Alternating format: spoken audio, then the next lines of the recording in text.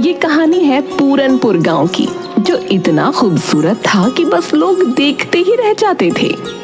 वहाँ के लोग भी बहुत सरल और सादे थे, लेकिन उस गांव में एक हवेली थी जिसके पास जाने से लोग कतराते थे, क्योंकि वहाँ वो थी। लगता है बारिश शुरू हो रही है। अरे जल्दी जल्दी चल स्वामी। हाँ हाँ चल रहा हूँ, लेकिन तू ये हवेली की तरफ क्यों ले जा रहा है भाई? अरे ये छोटा रास्ता है ना। हाँ ये बात तो है। चल जल्दी चल। लेकिन जैसे ही वो लोग हवेली के पास पहुँचे तो बारिश बहुत तेज हो गई और ओले भी गिरने लगे। अरे भगवान, ओले गिरने लगे। अरे भैया मेरा तो सिर ही फूट जाएगा इन ओलों से। हाँ अरे जल्दी कोई छत ढूंढ। अरे अरे सामने वो हवेली है ना, इसमें चलते हैं चल। अरे नहीं नहीं भैया, उस हवेली में मत जा। अरे तुझे रुकना है तो रुक, लेकिन मैं तो जा रहा हूँ अंदर। मुझे चोट खाने का कोई शौक नहीं है, समझा?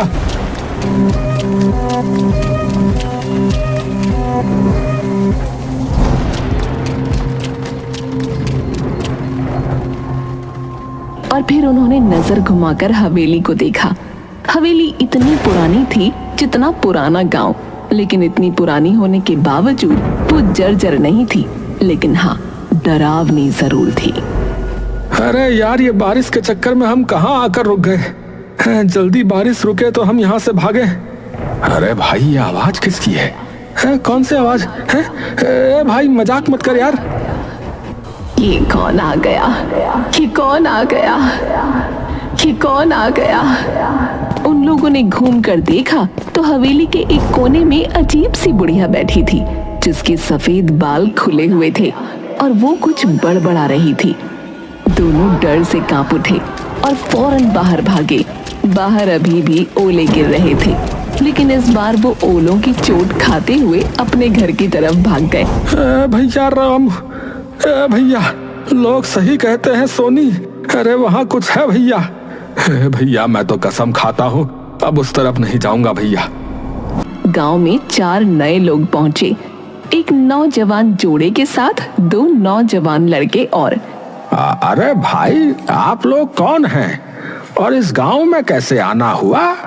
नमस्ते, मेरा नाम राजीव है। ये मेरी पत्नी रिया है और ये मेरे भाई हैं रमन और प्रेम। हम यहाँ अपनी हवेली को बेचने आए हैं, जो गांव में पूरब में है। हाँ हवेली है भैया? कौन सी हवेली? वो जो बरगद के पेड़ के पास वाली, वो वही ना? हाँ हाँ वही, हमारे दादाजी की थी, अब हम उसे बेचना चाहते हैं। ये सुनकर मुखिया हैरान हो गया और गांव वालों की भीड़ जमा हो गई। सब फुसफुसाने लगे। तभी मुखिया सीरियस होकर बोला, बेटा वो हवेली आज भी गांव के डर का कारण है। वहाँ एक बुढ़िया दिखती है, अजीब सी। कोई नहीं जानता कि वो असली है या आत्मा है, कोई भूत है पता नहीं, या फिर हमारा वहम है। गांव में ऐसी अफवाहें आम होती हैं। हमने भी शहर में ऐसे किस्से खूब सुने। अगर वहाँ कोई बढ़िया होती तो अब तक किसी ने वीडियो बना लिया होता ना। मैं तो वहाँ की तस्वीरें इंस्टाग्राम पर डालूंगी, कौन डरता है भूत से। हम सब आज ही हवेली में जाकर देखेंगे और कल ही उसके कागज फाइनल कर लेंगे। रामू और स्वामी भी वहाँ खड़े थे। दोनों की आंखों में डर था, लेकिन आखिर वो बोल ही पड़े। भाई साहब मत जाइए, हमने अपनी आंखों से देखा है उसे। वो औरत इंसान नहीं लगती। हाँ उसके पास जाने से जान पे बनाती है। हाँ बता रहा। अगर वो हवेली मेरी है तो मुझे ही देखना चाहिए ना कि उसमें क्या है। ये कहकर वो चारों हवेली की ओर बढ़े। जैसे ही वो हवेली के पास पहुंचे, सबने उसे निहारा। हवेली पुरानी जरूर थी, लेकिन उसकी दीवारों पर एक अजीब किस्म की चमक थी। वाओ, ये हवेली तो किसी राजमहल जैसी लगती है। इतनी मजबूत दीवारें, कितनी भव्य है। यार ये बेचेंगे तो करोड़ों मिलेंगे भाई। चलो अंदर चलते हैं, मैं तो इसका वीडियो बना रहा हूँ। जैसे ही वो अंदर घुसे, एक ठंडी हवा का झोंका आया, जैसे किसी ने उन्हें छुआ हो, लेकिन चारों ने नजरअंदाज किया। अंदर का हॉल अब भी चमक रहा था, जैसे समय ने उसे छुआ ही ना हो। राजीव वहां खड़ा होकर बोला, सोचो यार, इतने बड़े हॉल में लोग रहते होंगे। वाह यार। Serious? What? A royal life? लेकिन यार ये कैसी आवाज है? ये कौन आ गया? ये कौन आ गया? ये कौन आ गया? कोई बोल रहा है शायद। चलो उस तरफ चलते हैं, देखती हूँ कौन इतनी एक्टिंग कर रहा है। चारों उस कोने की ओर बढ़े, लेकिन वहाँ कुछ नहीं था। तभी चमगादड़ों का एक झुंड छत से निकला। रिया चीख पड़ी।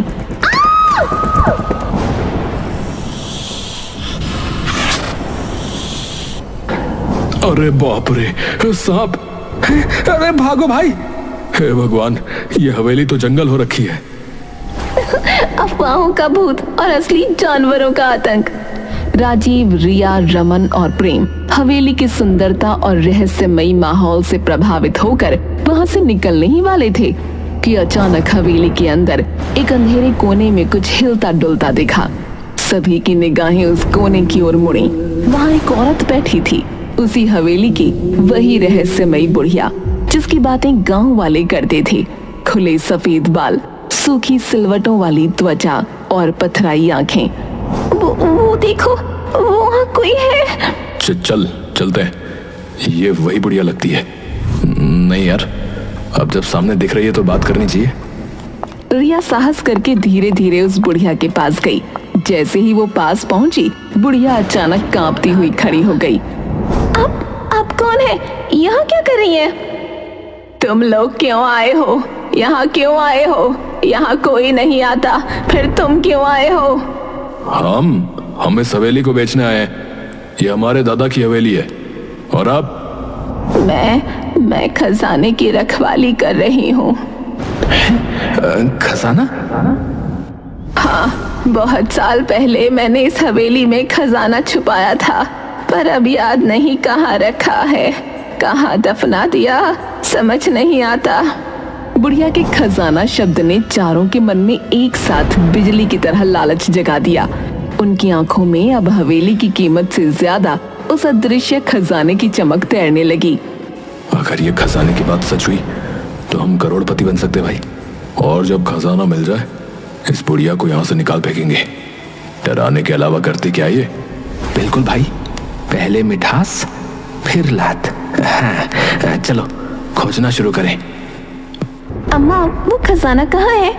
क्या पता। वो सब लोग पूरी हवेली में खजाना ढूंढने लगे। बुढ़िया भी दीवारों को थपथपाती, जमीन को सूंघती, जैसे कुछ याद करने की कोशिश कर रही हो। लेकिन 4 घंटे तक पूरी हवेली छान मारने के बाद भी कुछ नहीं मिला। अब तो रात होने वाली है यार, कुछ नहीं मिला। शायद ये औरत पागल है। हम कल फिर आएंगे, तब तक आप याद करने की कोशिश करना कि वो खजाना कहाँ है। चारों लोग गांव लौट आए।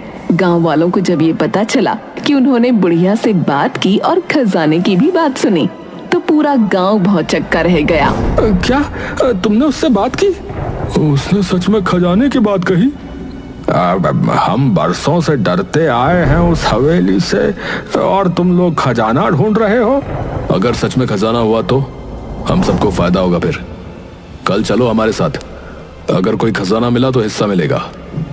गांव वाले पहले तो हिचकिचाए, लेकिन हिस्सा शब्द सुनकर उनकी आंखों में भी चमक आ गई। अगले दिन राजीव, रमन, प्रेम, रिया के साथ गांव के 10-12 लोग भी हवेली पहुंचे। वो देखो भाई, वही बुढ़िया। हे भगवान, मुझे यकीन नहीं हो रहा है मैं यहाँ वापस आ गया। चलो सब, आज इस हवेली का कोना कोना उलट डालो। चलो। लोगों ने हवेली के हर कोने को अच्छी तरह देखा, यहाँ तक कि बाहर बगीचे में खुदाई भी शुरू कर दी। कुछ घंटे बीते, लेकिन कहीं कुछ नहीं मिला। तभी रामू की नजर हवेली के पिछले हिस्से पर गई, जहाँ छत का एक हिस्सा टूट कर गिरा हुआ था। अरे ओ भैया, इधर आओ, देखो। अरे यहाँ कुछ है शायद। कहाँ? अरे ये मलबा हटाओ, इसके नीचे कुछ है। सबने मिलकर मलबा हटाया और नीचे एक पुराना पत्थर निकला जो जमीन से अलग दिख रहा था। जैसे ही उसे हटाया गया, नीचे सीढ़ियां दिखाई दी, एक तहखाने की ओर जाने वाली। तहखाना? ये तो बिल्कुल फिल्मी सीन बन गया। चलो अंदर। वो लोग बारी बारी तहखाने में उतरे। तहखाने में घुप अंधेरा था, सीलन भरी हवा और मकड़ी के जाले। सबने अपनी मोबाइल की फ्लैश लाइट जलाकर जगह जगह टटोला। तभी रमन की नजर एक लोहे के पुराने संदूक पर पड़ी। ओ इधर देखो यार, कुछ मिला है, एक संदूक। अरे यार जल्दी निकालो इसे यार। संदूक भारी था, लेकिन गांव वालों की मदद से बाहर ले आया गया। जैसे ही बुढ़िया ने उसे देखा, वो पागलों की तरह झूमने लगी। मिल गया मेरा खजाना, मिल गया मेरा खजाना, मेरा खजाना। चारों लोग एक्साइटेड हो गए। अब उन्होंने फटाफट संदूक खोला, लेकिन उसके अंदर जो था वो देखकर सबकी रूह कांप गई। ये क्या है? ये तो किसी बच्चे का कंकाल है। चारों तुरंत पीछे हट गए, लेकिन बुढ़िया संदूक को पकड़कर बैठ गई और उसकी आंखों से आंसू बहने लगे। ये क्या है? तुमने तो कहा था खजाना है। जवाब दो, ये क्या है? बताती हूँ, सारा सच बताती हूँ। बुढ़िया ने बताना शुरू किया कि उसका नाम गौरी था। एक समय में जवान, सुंदर और भोली भाली गौरी अपने पति और ससुर के साथ इस हवेली में रहती थी। पर किसे पता था कि जिस घर को वो स्वर्ग समझती थी, वो एक दिन उसका नर्क बन जाएगा। बाबूजी, वो आपकी बहू ना माँ बन गई। देखिए बेटी हुई है, कितनी सुंदर है ना। क्या कहा? बेटी? तुझे शर्म नहीं आती है? हमारे खानदान में बेटी नहीं होती, बेटा चाहिए था, बेटा। मुझे तो इससे बात भी नहीं करनी, निकम्मी औरत। गौरी के पति ने न तो बेटी को गोद में लिया, न कभी उसकी शक्ल देखी। बच्ची के जन्म के साथ ही मानो हवेली का हर कोना ठंडा और बेरंग हो गया। गौरी अकेली पड़ गई, अपनी नन्ही जान को सीने से लगाकर हर दिन अपमान और तानों से लड़ती। बाबा, मैं क्या करूं? मुझे बेटा चाहिए, कोई उपाय बताओ। उपाय है, अपनी बेटी की बलि चढ़ाओ। रक्त की आग में पुत्र की राख से जन्म होगा। उसने बिना कुछ सोचे तांत्रिक की बात मान ली। एक रात हवेली के तहखाने में जहां अंधेरा रहता था, वहीं उसने अपनी ही बेटी की हत्या कर दी। उसके साथ उसका ससुर और 2 नौकर भी थे। सबने देखा, लेकिन सब चुप थे। उधर गौरी की आंख खुली तो बच्ची को न देखकर तड़प उठी। मेरी बच्ची कहाँ है? वो तो मेरे साथ थी। गौरी उसे हर जगह ढूंढते हुए आखिरकार तहखाने की ओर भागी और वहां का नजारा देख चीख पड़ी। नहीं, ये क्या कर दिया तुमने? मेरी बच्ची! गौरी पागल हो गई। उसके भीतर की मां जल उठी। उसी तहखाने में पड़ा एक बड़ा चाकू उठाया और एक एक करके सबका खात्मा कर दिया। मेरी बच्ची के खून से कोई बेटा नहीं मिलेगा तुझे, सिर्फ अभिशाप लगेगा तुझे। और फिर एक दिन उसने उस नन्ही लाश को एक संदूक में बंद किया, जैसे वो कोई खजाना हो। सो जा मेरी रानी, अब कोई तुझे नहीं छीन सकता, तू मेरा अनमोल खजाना है। वो संदूक लेकर वहीं तहखाने में बैठी रही। वक्त के साथ सब बदल गया।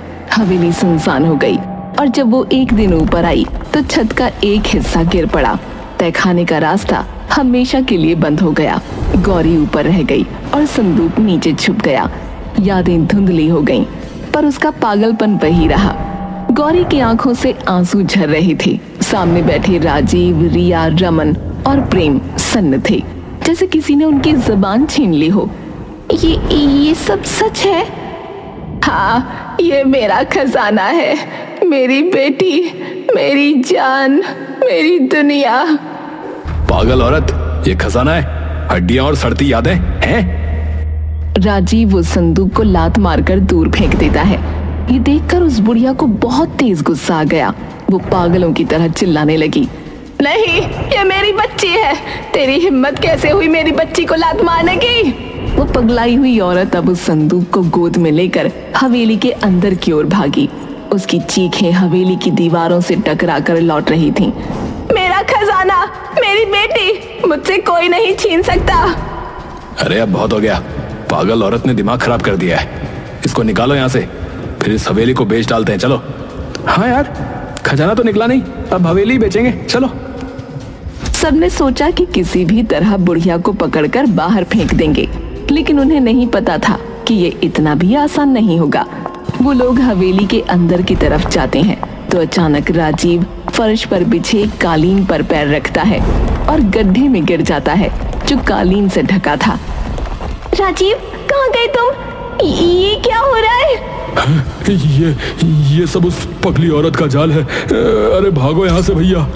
रिया एक कमरे में भागती है, लेकिन वहाँ का दरवाजा बंद हो जाता है और अंदर से सैकड़ों चूहे निकल आते हैं। रिया चीखने लगती है। उधर प्रेम जैसे तैसे भागता है, लेकिन गलियारे में फिसल जाता है क्योंकि फर्श पर तेल फैला हुआ था। तुम लोग मेरा खजाना नहीं छीन सकते। बुढ़िया अपने बिछाए जालों से बहुत खुश थी, पर उसी समय गांव के और लोग भी वहां पहुंच गए। उन्होंने सब कुछ देखा और एक साथ मिलकर बुढ़िया को पकड़ने की कोशिश की। अरे अब बस, तुमने बहुत डर फैलाया, अब तुम्हें रुकना होगा। बहुत संघर्ष के बाद बुढ़िया को पकड़ लिया गया। राजीव उठ खड़ा हुआ और बोला, मैं पुलिस बुलाता हूँ। हाँ, ये औरत पागल है, हमें मारना चाहती थी।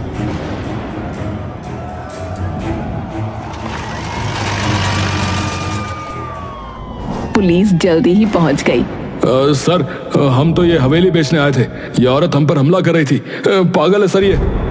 हाँ, मैं पागल हूँ, लेकिन ये हवेली मेरी है, मेरे खून से सींची गई है। तुम लोग इसे अपना कहते हो, क्या सबूत है तुम्हारे पास? पुलिस को बुढ़िया की बात सही लगी, इसीलिए उन्होंने उनसे कागज मांगे, सबूत मांगे, लेकिन चारों लोगों के पास कुछ नहीं था, न कोई दस्तावेज, न कोई अधिकार। गांव वाले भी अब शंका से भर उठे। राजीव बताओ, इस हवेली का इतिहास क्या है, बोलो। वो हम तो बस अरे वो क्या कर रहा है, हैं? हमें फोन करके तू नहीं बुलाया ना, लेकिन अब लग रहा है कि तेरा झूठ पकड़ में आ चुका है। अब चुपचाप सच बोल दे, वरना सीधे जेल ले जाएंगे तेने। हाँ, हमने हवेली पर कब्जा करने की कोशिश की थी ताकि उसे किसी फॉरेनर को बेचकर पैसे कमा सके। हमें किसी ने यहाँ के बारे में बताया था, तो हमने सोचा कि गांव वालों को बेवकूफ बनाकर अपना काम निकाल लेंगे। हमें माफ कर दीजिए। हैं? माफी? हाँ, जरूर मिलेगी ना माफी। चलो सीधे थाने चलो, वहीं करेंगे तुम्हें सब माफ। पुलिस ने चारों को गिरफ्तार कर लिया और फिर रामू आगे आया। उसने सबको देखा और बोला, इतनी बड़ी कहानी हो गई, हमें आज पता चल रहा है।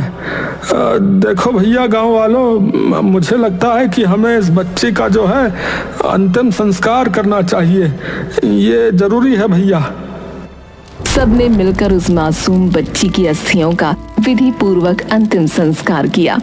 बुढ़िया फूट फूट कर रोती रही, उसकी सालों की पीड़ा अब बह रही थी।